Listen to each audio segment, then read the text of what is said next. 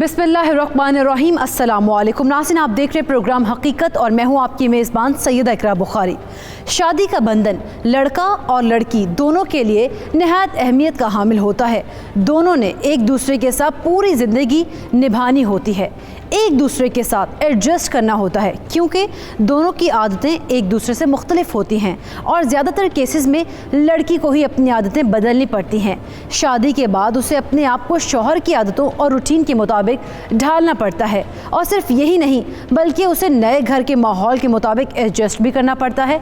घर के बाकी लोगों यानी सास, ससुर और नंदों की रूटीन को भी देखना होता है। एक नई नवेली दुल्हन को शादी के बाद किन बदलते हालात का सामना होता है और उस पर उसका क्या असर पड़ता है। अच्छा, मैं आपको बताऊं, कोई भी बंदा ये शादी के बाद हो या वैसे जिंदगी में कभी आपने कोई दोबारा कोई जगह बदली, आप कहीं और जाके रहने लगे हैं, तो एनवायरनमेंट या कहीं आपने जॉब चेंज की है, दूसरी जॉब की जगह पर आप जाते हैं या आपने कोई कारोबार चेंज किया, नए कारोबार में जाते हैं, तो आपको अपने आप को एक्लिमेटाइज तो करना पड़ता है। ये तो एक नेचुरल सी बात है कि आपने माँ बाप के घर से अपने ससुराल गए तो वहां पर जाके आपको यकीनन सिचुएशन डिफरेंट होगी, डिफरेंट लोग हैं, या माँ बाप थे वहाँ सास ससुर है, यहाँ बहन भाई थे वहां पर आपको देवर और नंदे मिलेगी, डिफरेंट लोग हैं, डिफरेंट आदत हैं। एक एनवायरनमेंट जिसमें आप पैदा हुए थे, इसमें आप एट होम फील कर रहे थे, एट ईज फील कर रहे थे। नई जगह पर जाकर उनके अपने कस्टम है, उनके रिवाज है, उनके अंदाज है, तरीक़ाकार है। तो आपने ये शादी के बाद लड़कियों की बहरहाल बचपन से ही उनके जहन में बात डाल दी जाती है और किसी हद तक नेचुरली अल्लाह की तरफ से भी उनके जहन में ये बात होती है कि उन्होंने दूसरे घर जाना है तो उनको मसाइल डिफरेंट पेश आएंगे। नाज़रीन, आज की हकीकत लाहौर की एक ऐसी लड़की के गिर्द घूमती है जो अपने वालिदैन की अकलौती बेटी थी। उसके वालिदैन ने उसे बहुत नाज़ों से पाला और उसकी तालीम व तरबियत उस अंदाज में की कि वो ज़िंदगी के हर मैदान में अपने बलबूते पर ख़ुद को मनवा सके। हानिया वकील बन रही थी और तालीम के दौरान ही उसके लिए अच्छा रिश्ता भी आया। आप लोगों ने मुझे पहचान लिया है ना? माफ कीजिएगा। जी, मैंने आपको पहचान लिया। आप कौकब हैं और सदीक ये मेरे कराची वाले कज़न की साली हैं। अच्छा, सॉरी बहन, वाकई मैं आपको पहचान नहीं सका। नहीं भाई साहब, कोई ऐसी बात नहीं, कभी कभार मिलना मिलाना होता है तो फिर तो ऐसा हो ही जाता है ना। कौकब, मुझे पहले ये बताएं कि आप चाय लेंगी या ठंडा लेंगी? ओहो, चाय को छोड़ो, खाने का बंदोबस्त करो, चाय तो बाद में देखेंगे। नहीं प्लीज, कोई ऐसा तकल्लुफ ना करें। मुझे तो आप दोनों से एक बहुत जरूरी बात करनी है। जी बोलें। खैरियत? वो जरताज, मेरा बेटा ना लंदन से तालीम मुकम्मल करके वापस आ रहा है, तो फिर उसने वापस लंदन ही चले जाना है। तो मेरा इरादा है कि जब वो वापस आए तो मैं उसकी शादी कर दूं। नवीद ने आपकी बेटी के मुतालिक मुझे बताया, उसकी तस्वीर भी दिखाई, तो मुझे तो वो पहली ही नज़र में भा गई। तो मैं अपने बेटे जैद के लिए आपकी बेटी हानिया का हाथ मांगने आई हूँ। बहन जी, मेरी समझ में नहीं आ रहा मैं आपको क्या कहूँ। दरअसल हमने इस बारे में अभी कुछ सोचा ही नहीं। जी बिल्कुल सही कह रहे हैं कौकब, हमने वाकई नहीं सोचा, क्योंकि हानिया तो अभी पढ़ रही है। जी मुझे मालूम है, मुझे तो ये भी मालूम है कि उसकी वकालत का आखिरी साल चल रहा है, तो इसके बाद भी तो आप लोगों ने सोचना था, तो अब क्यों नहीं? तालीम तो वो शादी के बाद भी मुकम्मल कर सकती है। इस दौरान उसका वीज़ा आ जाएगा और जैद उसे लंदन बुला लेगा। लेकिन बहन, आपसे गुजारिश है कि अगर हम हानिया से बात कर लें तो ज़्यादा बेहतर है। जी कर लें, मगर मुझे ना कल तक ज़रूर बता दीजिएगा, क्योंकि मेरे पास ना टाइम नहीं है। हाँ, इंशाल्लाह हम कल बता देंगे आपको। जी बिल्कुल ठीक है। चाय का तो देखो। जी, मैं चाय लेकर आती हूँ आपकी, आप बैठे प्लीज।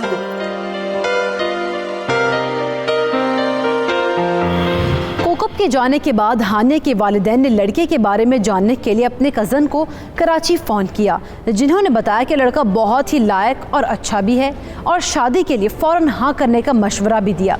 लेकिन उन्हें हानिया की ज़िंदगी का इतना बड़ा फैसला करने से पहले उसकी मर्ज़ी भी जाननी थी, इसीलिए उन्होंने हानिया से बात की।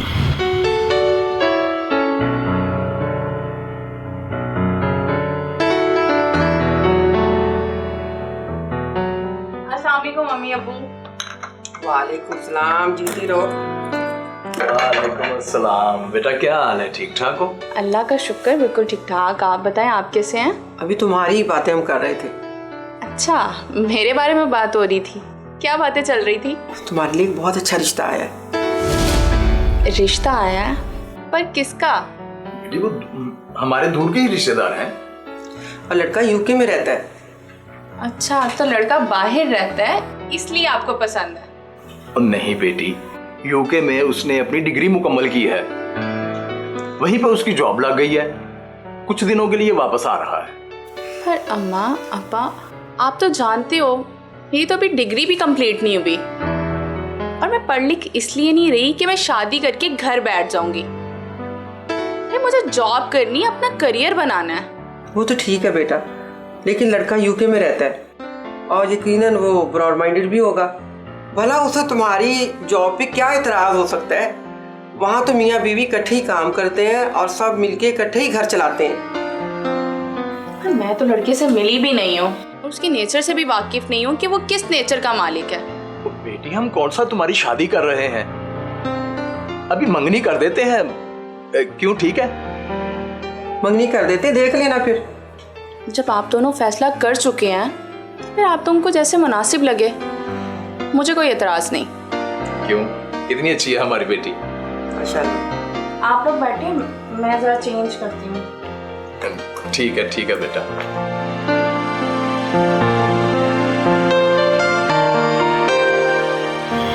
हानिया को इतना जल्दी रिश्ते के लिए बात पक्की करने पर थे एतराज़ात, लेकिन वालिदैन के असरार पर वो मंगनी कराने पर रजामंद हो गई। लेकिन उसने मंगनी से पहले जैद के साथ मिलने की शर्त रखी।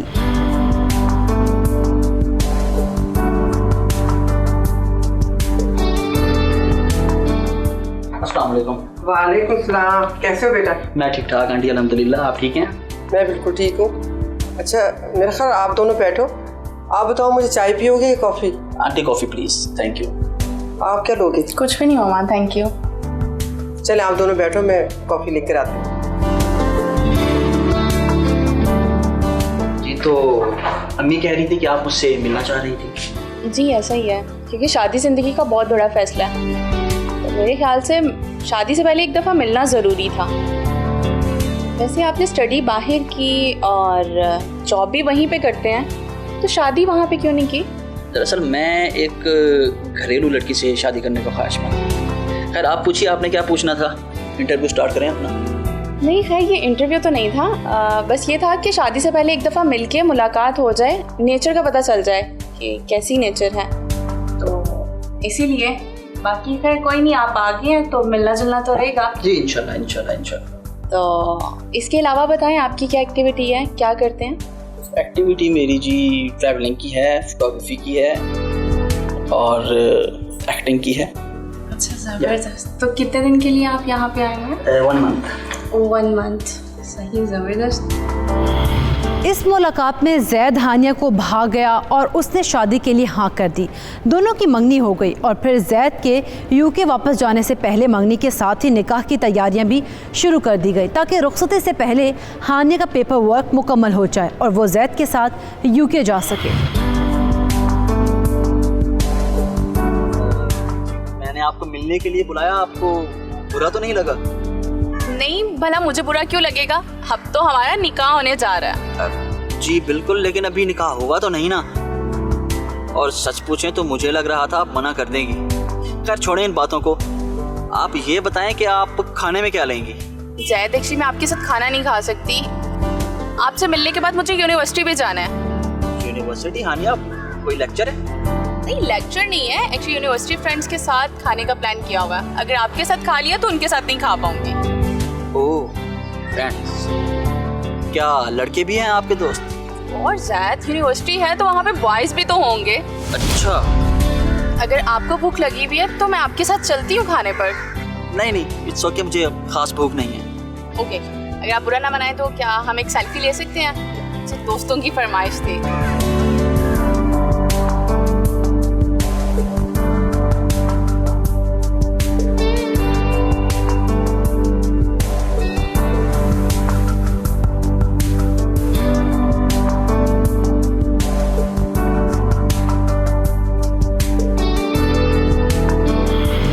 हानिया की तरफ से दोस्तों के साथ खाना खाने जाने वाली बात पर जैद का चुकन्ना होना किस बात की तरफ निशानदही कर रहा था?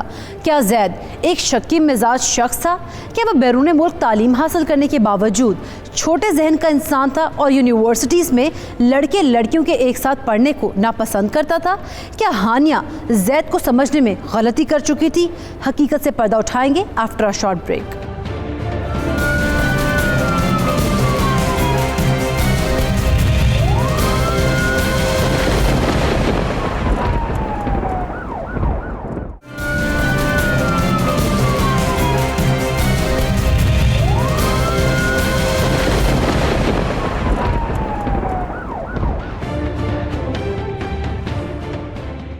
Welcome back. नाज़रीन, शादी के बाद कई लड़कियों को उनके शौहर और ससुराल वाले ज़ाती मिल्कियत समझना शुरू कर देते हैं। वो ना उनकी ख्वाहिशात और मर्ज़ी का ध्यान रखते हैं, उल्टा उन पर अपना रोब जमाना और फैसले थोपना शुरू कर देते हैं, जिसकी वजह से रिश्तों में तलखियाँ बढ़ती हैं और ज़िंदगी के मामलात ख़राब होते हैं। और कई बार तो रिश्ता तय होने के बाद ही ससुराल वालों की तरफ से उन पर पाबंदियाँ लगने का आगाज़ हो जाता है। हानिया को शुरू ही से उसके वालिदैन ने अपनी मर्ज़ी से फ़ैसले करने का इख्तियार दिया था। उन्होंने उस पर कभी ज़ोर ज़बरदस्ती नहीं की थी और जब उसका जैद के साथ निकाह होने वाला था तब भी उस पर कोई रोक टोक ना लगाई, क्योंकि उन्हें अपनी तरबियत और हानिया पर मुकम्मल यकीन था। ओहो, एक तो दर्जी पत्नी क्या कर देते हैं, मुझे तो इनकी समझ ही नहीं आती। क्या बात है भाई, क्यों इतनी परेशान हो रही हो? परेशान ना हो, एक तो अकेली मेरे कंधों पे बोझ, ना आपको फिक्र है और ना उसको फिक्र है जिसका निकाह है। ओहो, तो बुलाओ ना उसे ताकि वो खुद देख ले। बुलाती हूँ। हानिया, हानिया। जी अम्मी। अंदर आओ। जी अम्मी, आपने बुलाया मुझे? लो, मैंने इसे अपने काम के लिए बुलाया है और ये मोहतरमा कहीं जा रही हैं। मैडम, ये सारे कपड़े सिल के आ गए हैं, इन्हें चेक कर लो। अम्मा, ये काम तो होता रहेगा, यूनिवर्सिटी से मैं लेट हो रही हूँ। आपको पता है कि मेरे टेस्ट स्टार्ट हो चुके हुए हैं, मैं आकर देख लूँगी। हानिया। अम्मा प्लीज़, कभी तो बात को समझा करें, कभी तो बात मान जाया करें। ओके, अल्लाह हाफिज़। अल्लाह हाफिज़ बाबा। अल्लाह हाफिज़ बेटी। बेटी अपना ख्याल रखना। जी ज़रूर। इसका भी कोई हाल नहीं है, मुझे तो इसकी भी समझ नहीं आती। हानिया के लिए उसका करियर बहुत अहमियत का हामिल था, इसीलिए निकाह से चंद रोज़ पहले तक भी उसे पढ़ाई की फ़िक्र थी। लेकिन शायद जैद और उसके वालिदैन की सोच मुख्तलिफ थी। उस दिन जब हानिया यूनिवर्सिटी चली गई तो उसकी होने वाली सास का फ़ोन आया। हेलो जी कौकब, कैसी हैं आप? क्या हाल है आपका? वालेकुम अस्सलाम, क्या हाल है? मैं बिल्कुल ठीक हूँ, आप सुनाओ। जैद का क्या हाल है? तो ठीक है? अल्लाह का करम है भाई, बस ये निकाह की तैयारियां ही खत्म नहीं हो रही हैं। एक काम पूरा होता है, दूसरा काम सामने आ जाता है। हाँ, ये तो है, फिर इसी तरह हो रहा है। और तुम सुनाओ, निकाह की तैयारियां हो गई? बस हो ही रही हैं, थोड़ी थोड़ी लगे हुए। अच्छा, ये जरा मेरी हानिया से बात करवाना, मुझे इससे कुछ पूछना था। हानिया से? हानिया तो यूनिवर्सिटी गई हुई है। क्या यूनिवर्सिटी गई हुई है? इसने निकाह की कोई तैयारी नहीं करनी? और निकाह जरूरी है या पढ़ाई? भला क्या करना है इसने डिग्री करके? बस कौकब, असल में बात ये है कि लास्ट ईयर चल रहा है, जाना तो पड़ता ही है ना, वो चली जाती है काम के लिए। भाई तुम खुद ही समझाओ कि इसकी शादी होने वाली है, अब बस कर दे। और हाँ, जैद बता रहा था कि इसके साथ लड़के भी पढ़ते हैं और इसके दोस्त भी हैं। हाँ, तो हमें सब मालूम है, उसके क्लास फेलोज हैं वो सब। वाह भाई वाह, कमाल है। अच्छा, वो वापस आए तो उससे कहना कि जरा मुझे फोन कर ले। अच्छा, ठीक है। ओके, अल्लाह हाफिज। अल्लाह हाफिज। कोकब की बातों ने जरताज को परेशान कर दिया। उसने हानिया के वालिद को बताया, लेकिन उन्होंने बात गोल मोल कर दी और हानिया को बताने से इनकार कर दिया कि कहीं हानिया बात का बतंगर न बना दे। लेकिन असलियत को छुपाने की कितनी भी कोशिश की जाए, वो सामने आ ही जाती है।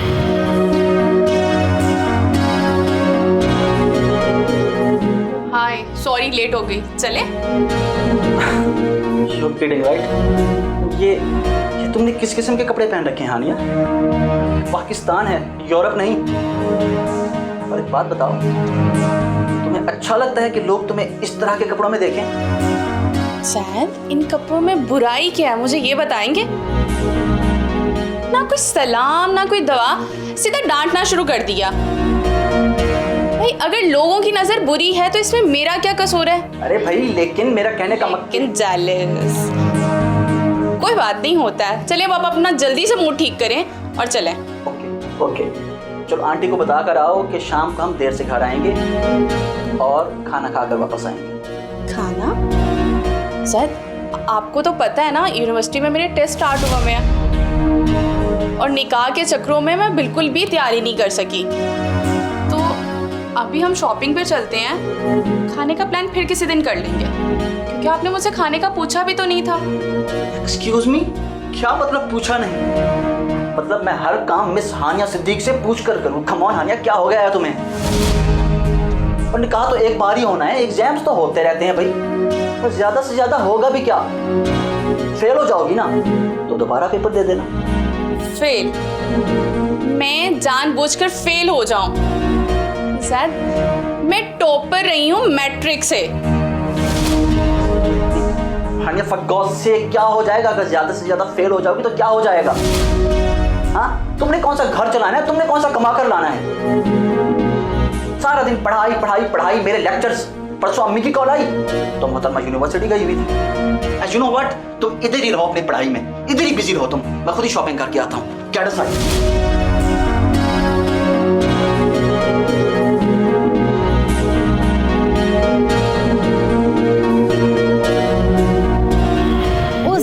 जैद की तरफ से हानिया की ड्रेसिंग और पढ़ाई पर उठाए गए एतराज़ात, उसके रवैये ने हानिया को बेहद परेशान कर दिया। उसने इस बारे में अपने घर वालों से बात करने की भी कोशिश की, लेकिन निकाह को लेकर उनकी खुशी देखकर उसकी हिम्मत ना हुई, क्योंकि वो एक छोटे से वाक़ई को लेकर बड़ा मसला नहीं बनाना चाहती थी। इसीलिए उसने चुप रहने का फ़ैसला किया। नाज़रीन, कहते हैं एक चुप 100 सुख, लेकिन क्या हानिया की चुप उसे सुख देगी या मिलेगा उसे दुख? हकीकत से पर्दा उठाएंगे after a short break.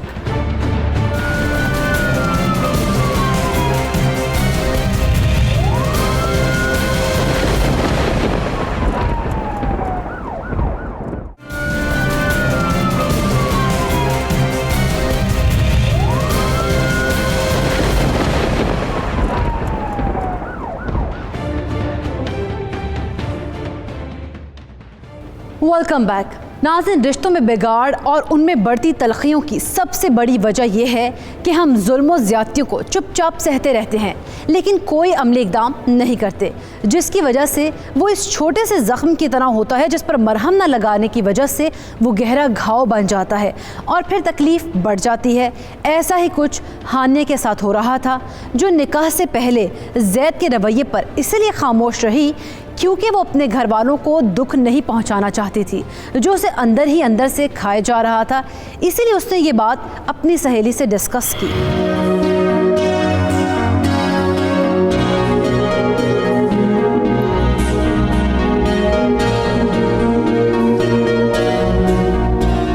Hello. हाँ हानिया, कैसी हो? बस ठीक हूँ यार, तुम बताओ कैसी हो? हाँ मैं भी ठीक हूँ, लेकिन तुम बताओ, उदास लग रही हो। नहीं तो बस ऐसे ही। तुम बताओ हुआ क्या? यार वो जैद की मुझे बिल्कुल भी समझ नहीं आ रही। उसके बारे में जैसा मैंने सोचा था उससे बिल्कुल उल्ट है। वो मुझे लेके बहुत ओवर पॉसेसिव है, मेरी जिंदगी को वो अपने कंट्रोल में लाना चाहता है। ऐसा मैं कैसे उन्हें दे सकती हूँ? मैं लॉ कर एक प्रोफेशनल वकील बनना चाहती हूँ, उसने मेरी ख्वाहिश का बिल्कुल एहतराम ही नहीं किया। होता है यार, ऐसे ही होता है। शादी से पहले जो बातें की जाती हैं उनमें से कोई एक बात भी पूरी नहीं होती। हम लड़कियों को ही एडजस्ट करना पड़ता है। अब मुझे बताओ मैं क्या करूँ? लो, तुमने करना क्या है? बस निकाह की तैयारियां करो, और कुछ हो भी नहीं सकता। सारे मर्द एक जैसे ही होते हैं। चलो ठीक है, मुझे एक काम याद आ गया, बाद में बात करती हूँ। अल्लाह हाफिज। ओके, अल्लाह हाफिज।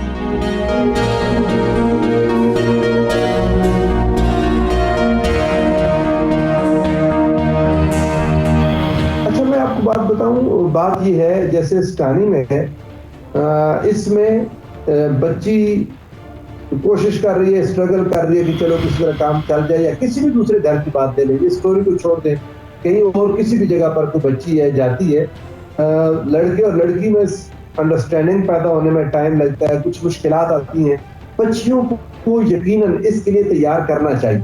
यानी ये तो कोई बात ना हुई कि थोड़ी सी अपनी मर्जी के मुताबिक काम न हुआ तो फौरन वो गुस्सा कर जाना और फौरन ही उस पर कोई रिएक्शन देने लग जाना। उसके शोहर की कुछ अपनी मजबूरियां होती हैं, कुछ हमारा सोशल सेटअप है, कुछ घरों के मसाइल हैं, यानी इसको एक अच्छी बीवी बनकर दिखाना, लेकिन खाविंद खुद अगर केयर करने वाला है, ख्याल करने वाला है, खुद अपनी तरफ से ख्याल रखा है, तो बच्ची के लिए ये ज्यादा आसान हो जाता है कि वो उसके मुताबिक अपने आप को कर ले। लेकिन अगर खाविंद भी नहीं करता, उसके घर वाले भी नहीं करते, तब भी लड़की को चाहिए कि अपनी शादी को बरकरार रखने के लिए अपनी से पूरी कोशिश जरूर करे। मुमकिन है अल्लाह उनके दिलों में रहम डाल दे। हानिया ने हिम्मत करके अपनी दोस्त से सारा मसला डिस्कस किया, लेकिन आगे उसे जो जवाब मिला उसने उसे और भी मायूस कर दिया और उसने चुप रहने का फैसला किया। और फिर एक दिन जैद की वालिदा ने हानिया को चंद ख़ास मेहमानों से मिलवाने घर बुलाया, और जब वो वहाँ जाने लगी तो उसे एक कॉल आई। भाई इतना लेट? मैं सोची तुम्हारी सास कहीं गुस्सा ही ना कर जाए। अम्मा बस निकल रही हूँ, रेडी हो रही थी। अगर अच्छा रेडी ना होती तो सबसे ज्यादा आप ही ने इतराज करना था। अच्छा जाओ मेरी बच्ची, जाओ मेरी बच्ची। मुझे लगता है तुम्हारी सास का फोन आ गया। नहीं अम्मा, वो तो नहीं है। एक मिनट। हेलो, अस्सलाम वालेकुम। जी जी, मैं ही बात कर रही हूँ। इंटरव्यू के लिए सर आज अगर पॉसिबल है तो कल का रख लें। एक्चुअली मुझे आज घर पर ज़रूरी काम है। नहीं हो सकता? अच्छा अच्छा ठीक है, मैं आती हूँ। ओके ओके, मैं आती हूँ। हानिया किसका फ़ोन था बेटा? हमारी बड़ी लॉ फर्म से मुझे इंटरव्यू की कॉल आई थी, बट मसला ये है कि उन्होंने भी आज ही बुलाया। लेकिन अभी तो तुम अपनी सास के पास जा रही हो ना? अम्मा वही तो समझ नहीं आ रही, यहाँ पर भी जाना बहुत ज़रूरी है। मैं ऐसा करती हूँ, आंटी को फ़ोन करके उन्हें बता भी देती हूँ और इजाज़त भी ले लेती हूँ। हाँ ये अच्छा है, पूछ लेना बहुत अच्छा होता है। ठीक है।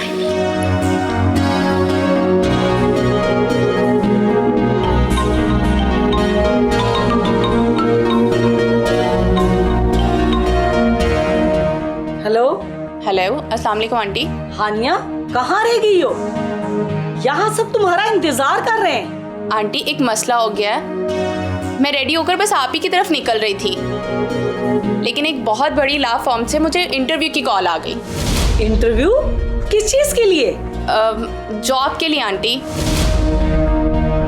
लेकिन मैंने उन्हें टालने की बहुत कोशिश की है, लेकिन वो नहीं मान रहे, क्योंकि बॉस जो हैं वो कल वापस कराची चले जाएंगे, इसलिए आज ही वहाँ जाना पड़ेगा। अच्छा ठीक है, चली जाओ। ओके ठीक है, thank you so much aunty, आपने इजाज़त दे दी। मैं जैसे ही वहाँ से फ्री हो जाऊँगी सीधा आपकी तरफ आ जाऊँगी। हाँ ठीक है। ओके, अल्लाह हाफिज़। मामा, अम्मा ने इजाज़त दे दी है। ठीक है, बस मैं फिर निकलती हूँ।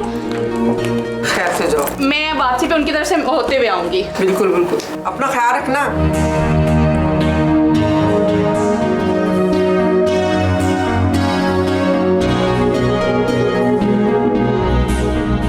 हेलो जैद, देख लो भी शादी नहीं हुई है इस लड़की के। देख लो किस किस्म के पर निकाल रही है। ये देखो, वो बजाय इधर आने के वो इंटरव्यू देने चली गई मोहतरमा। पता नहीं, मुझे नहीं लगता ये लड़की घर बसाए।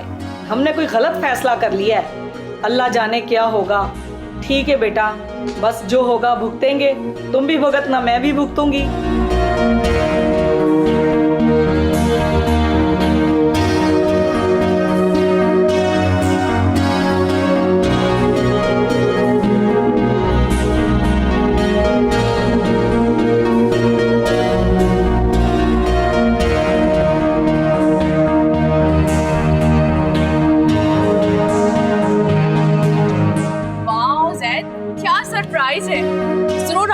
ने बता दिया होगा कि मैं यहाँ पर इंटरव्यू के लिए आई हूँ। हाँ, जैद आपको पता है मुझे यहाँ पर जॉब मिल गई है। तो मैं क्या करूँ हानिया? बात बताओ, तुम अपने आप को समझती क्या हो? हाँ, उधर अम्मी ने तुम्हें मेहमानों से मिलवाना था और तुम यहाँ पे आ गई। जैद मैं वहीं पर आ रही थी, लेकिन उससे पहले यहाँ से कॉल आ गई, लेकिन मैं आंटी से इजाजत लेकर आई थी। कॉल आ गई थी तो क्या हो गया हानिया? जैद मेरे लिए इस लॉ फॉर्म में जॉब करना एक ख्वाब था। आपको नहीं पता कि लोगों को कितनी मेहनत करनी पड़ती है इस जॉब करने के लिए। सुनो व्हाट हानिया, जिसको यहाँ पे जॉब करनी है वो करे, लेकिन तुम ये जॉब नहीं करो। मैंने कह दिया तो कह दिया, और तुम्हारी ये जॉब मेरी और मेरी माँ से ज्यादा अहम नहीं है। उधर अम्मी की मेहमानों के सामने क्या इज्जत रह गई होगी हानिया? जैद मेरे लिए ये जॉब ना तुम्हारे उन मेहमानों से ज्यादा इम्पोर्टेंट है। आवाज नीचे रखो। ये फजूल किस्म की बहस और बकवास सुनने की आदत बिल्कुल नहीं है। उधर जाओ, ना अच्छा नहीं है।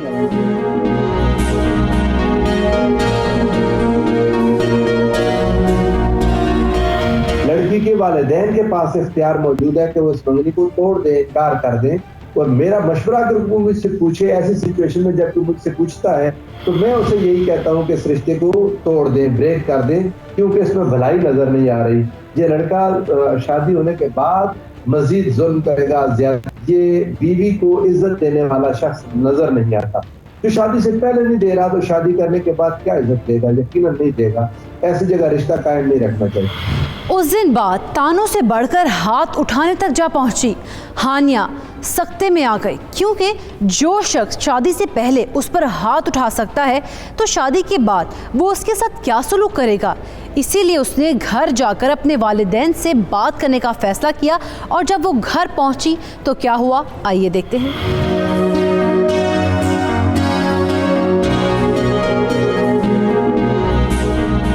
हानिया क्या कह दिया जैद को? उसकी अम्मा का फोन आया था और निकाह ना करने का कह रही है। 2 दिन रह गए निकाह में, अब क्या होगा? सब दावतनामे जा चुके हैं, हम क्या मुंह दिखाएंगे लोगों को? अम्मा आपको पता है जैद ने आज मेरे मुंह पे थप्पड़ मारा है, और उल्टा माफी मांगने की बजाय वो धमकियां दे रहे निकाह ना करने की। अगर ऐसी बात है ना तो अब्बूजान आप खुद फोन करके ये निकाह करने से मना कर दें। हमें नहीं करना ये निकाह। कैसी बातें कर रही हो हानिया बेटी? कितनी बेइज्जती होगी हमारी। और फिर कौन करेगा तुमसे शादी? अब्बूजान आज उसने मुझे एक थप्पड़ मारा है, शादी के बाद वो मुझे बार बार मारेगा। बेटा, शादी के बाद सब बदल जाता है। प्लीज अपनी इज्जत के लिए नहीं तो हमारी इज्जत के लिए शादी कर लो, वरना हम किसी को मुंह दिखाने के लायक नहीं रहेंगे।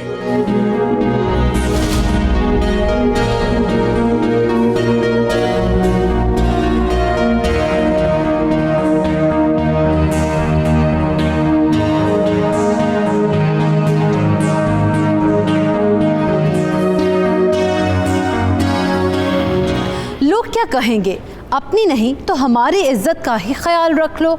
मुआशरे में हम मुंह दिखाने के लायक नहीं रहेंगे। नाज़रीन, ये वो जुमले हैं जो कई बेटियों की ज़िंदगियां जहन्नुम बना चुके हैं, और कई लड़कियां तो इन जुमलों को सुनती अपनी जान तक गंवा चुकी हैं। और अब यही जुमले हानिया के आगे भी आ चुके थे। क्या होगा हानिया का फैसला? क्या हानिया ख़ानदान की इज्जत बचाने के लिए अपनी ज़िंदगी, अपनी ख्वाहिशात की कुर्बानी दे देगी? जानने के लिए देखते रहिए हकीकत।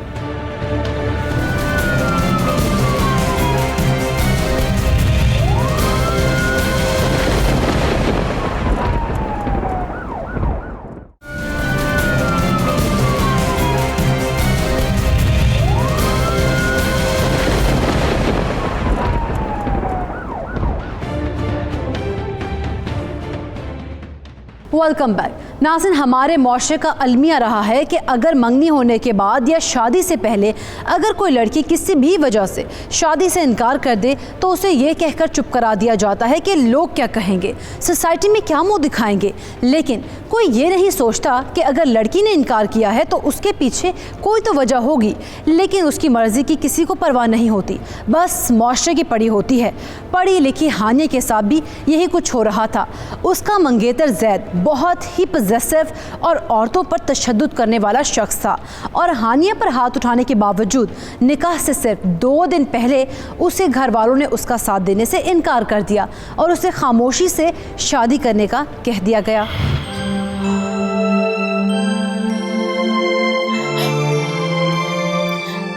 हानिया बेटी, तुम यहाँ बैठी हो, सब तुम्हें ढूंढ रहे हैं। जी नानी माँ, बस आ रही हूँ।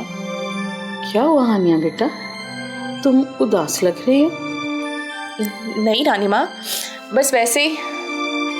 नहीं हानिया, ये उदासी घर छोड़ के जाने की नहीं है, इसकी वजह कुछ और ही है। क्या हुआ बेटा, मुझे बताओ। नानी माँ, जैद ने मुझे थप्पड़ मारा और उसके बाद उसकी मामा ने उल्टी कंप्लेन की और निकाह ना करने की धमकी भी दी घर वालों को। मैंने बाबा और मम्मा को बहुत समझाने की कोशिश की कि मुझे ये शादी नहीं करनी, लेकिन उन्होंने मेरी नहीं सुनी और मेरे साथ ज़बरदस्ती की कि नहीं, तुम्हें ये शादी करनी पड़ेगी। नीमा, मुझे कुछ समझ ही नहीं आ रही। अगर उसने मुझे शादी से पहले मारा है तो वो तो शादी के बाद भी मेरे पे हाथ उठाएगा। फिर मैं क्या करूँगी? फिर ये क्या करेंगे नानी माँ? इनको सोचना चाहिए, समझना चाहिए। आज ये मेरी सुनने की बजाय उनकी ज्यादा मान रहे हैं, उनकी ज्यादा सोच सुन रहे हैं। मेरी बात ध्यान से सुन। जो जैद ने किया वो एक मर्द नहीं कर सकता, लेकिन जो तुम्हारे माँ बाप कर रहे हैं ना, वो भी ठीक नहीं है। जिस घर में तुम्हारी इज्जत नहीं है तो वहां कैसे रहोगी? सिसक सिसक के जिंदगी गुजारोगी मेरी बेटी। शादी के बाद तुम एक बीवी और माँ तो बन जाओगी, लेकिन तुम्हारा अपना कैरियर बनाने का ख्वाब अधूरा रह जाएगा। मेरा बेटा, मैं तुम्हारे साथ हूँ। तुम्हें जो ठीक लगता है ना, तुम वही करो मेरे बच्चे। मुआशरे की फिक्र ना करो। अगर शादी के बाद भी कुछ हुआ ना, उन्होंने इस खराबी का सारा जिम्मेदार तुम्हें ठहराना है। तुम्हें बुरा भला कहेंगे। मेरी बच्ची, मैं तुम्हारे साथ हूँ। जो तुम्हें ठीक लगता है तुम वही करो। मैं तुम्हारे साथ। मैं मतलब इन सारे लोगों से यही बात कहता हूँ, अल्लाह ना करे जब 2 महीने 4 महीने 6 महीने साल आपकी बच्ची वहां रह के पूरी कोशिश करती है निबाह करने की, निबाह नहीं होता, फिर 1 या 2 बच्चों के साथ अगर वापस आना पड़ा तो फिर भी तो आपकी नाक कटेगी, फिर भी तो आपके लिए मसाइल बनेंगे ना।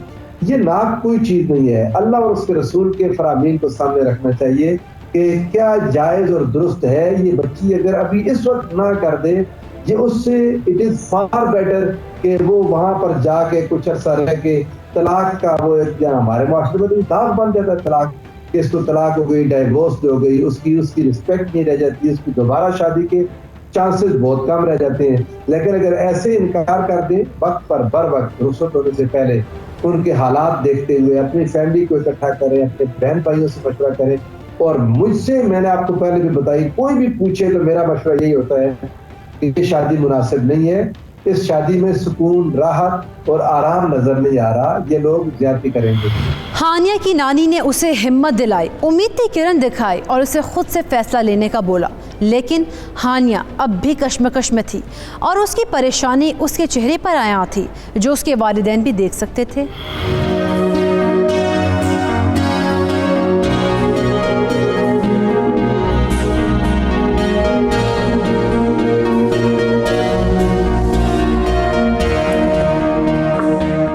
छोटी सी थी और देखो अब कितनी बड़ी हो गई है मेरी गुड़िया। बेटी, तुम मेरा फख्र हो, गुरूर हो मेरा। हाँ बेटी, मैं तुम्हारी खुशी की खातिर कुछ भी कर सकता हूँ। हाँ, कुछ भी कर सकता हूँ। बेटी, मैं तुम्हारे चेहरे पर उदासी देख रहा हूँ, बहुत तकलीफ हो रही है मुझे। और हाँ, इस उदासी की एक वजह मैं भी हूं। लेकिन बेटी, ये तुम्हारे अच्छे मुस्तकबिल के लिए है। ज़ैद हो सकता है गुस्से का तेज हो, लेकिन जब वो तुझे बाहर ले जाएगा ना, तो तुम ये सब भूल जाओगी। हाँ, तुम ये सब भूल जाओगे।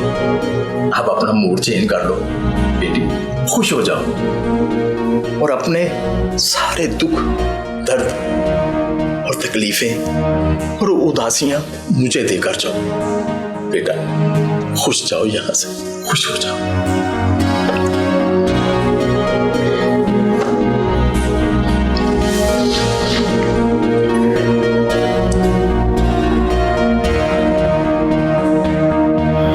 हानिया की नानी की तरफ से बंधाई गई उम्मीद और हिम्मत को उसके वालिद ने एक बार फिर पाश पाश कर दिया। हानिया ने सारी रात ये सोचने में गुजार दी कि उसे क्या फ़ैसला करना चाहिए।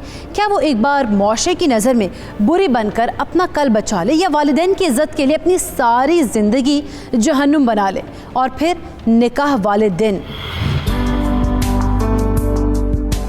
हानिया वल सद्दीक, क्या आपको ज़ैद वल तैयब से निकाह कबूल है?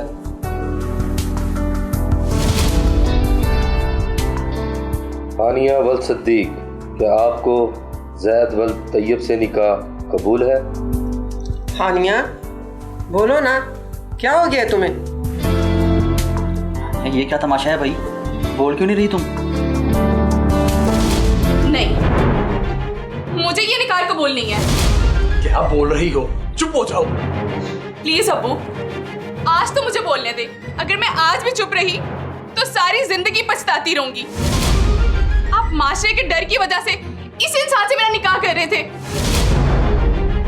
अब्बू, शादी के बाद माशरे वालों को कोई फर्क नहीं पड़ेगा। तकलीफ उठानी पड़ेगी तो सिर्फ और सिर्फ हमें उठानी पड़ेगी। और आंटी, आपने मेरी अम्मी को धमकी दी थी ना निकाह खत्म करने की। आज मैं इसको सच करती हूँ, मुझे आपके बेटे से निकाह करना ही नहीं है। ये लड़की क्या बकवास कर रही है? प्लीज बहन जी, मेरी बेटी ठीक बोल रही है। अगर मेरी बेटी को ये रिश्ता मंजूर नहीं तो हमें भी नहीं। आप लोग जा सकते हैं। चलिए अम्मी। इतनी बेइज्जती, तौबा है तौबा। थैंक यू अब्बू, मुझे समझने के लिए। बेटा, ये तुम्हारी जिंदगी का फैसला है और तुमने जो फैसला किया है बिल्कुल ठीक किया है। मैं खुश हूँ। बिल्कुल ठीक किया है। अच्छा, मैं आपको बताऊं, औरत, एक तो लड़की जो शादी करने जा रही है उसकी अपनी समझदारी, उसकी अपनी उम्र, उसके हालात घर के, मसलन अगर वो सारी उम्र घर में रही है या जॉब करती रही है या बाहर जाती रही है या तालीम याफ्ता है या नहीं तालीम याफ्ता, मुख्तलिफ कंडीशंस होती हैं। हर बंदे की अपनी अपनी मेंटल पोजीशन की भी अपनी अपनी अक्लमंदी और डिसीजन पावर के हिसाब से भी। लेकिन जो सबसे बड़ा इख्तियार है अल्लाह उसके रसूल की तरफ से कि अगर उसका कोई जेन्युइन एतराज़ है तो अपने वालिदैन को बता के इनकार कर सकती है। वालिदैन ज़बरदस्ती करने पर गुनाहगार होंगे, वालिदैन गुनाहगार होंगे। अगर वो ज़बरदस्ती कर रहे हैं या नामुनासिब दबाव डाल रहे हैं और अपने किसी ज़ाती लालच की बिना पर, जो बहुत कम होता है लेकिन बाज़ औक़ात हो भी जाता है, तो ये उनके लिए मुनासिब नहीं है कि रसूलुल्लाह सल्लल्लाहु अलैहि वसल्लम की सुन्नत के खिलाफ अमल है। लेकिन अगर बच्ची को कोई जगह पसंद है, वो कहाँ करना चाहती है शादी, वालिदैन की ओर जोर देते हैं, वो अपने वालिदैन को बता सकती है कि मुझे फलां जगह मेरा रिश्ता कर दें। और अगर उस तरफ की रजामंदी हो, आसानी से हो जाए, तो वो बहुत बेहतर है, उसमें बरकत है, उसमें खुशी है दोनों घरों की। उस दिन सिद्दीक साहब ने अपनी बेटी को देर से सपोर्ट किया, लेकिन वक्त को हाथ से निकलने ना दिया। जैद से निकाह से इनकार के बाद हानिया ने जॉब की, नाम भी कमाया और फिर शादी भी की और ऐसा जीवन साथी चुना जिसने शादी के बाद उसे अपना करियर मज़ीद निखारने में मदद की। लेकिन हर लड़की हानिया जैसी खुशकिस्मत नहीं होती। शादी के बाद उन्हें ससुराल में अपने शौहर और सास के जुल्म और मारपीट को सहना पड़ता है, क्योंकि उनके घर वालों को मुआशरे में अपनी नाम नहाद इज़्ज़त की फ़िक्र होती है और इज़्ज़त को बचाते हुए वो अपनी बेटी को खो देते हैं और वो मुआशरे की भेंट चढ़ा देते हैं। मुझे और टीम हकीकत को दीजिए इजाज़त। जल्द ही एक और हकीकत से पर्दा उठाएंगे। तब तक के लिए अल्लाह निगहबान।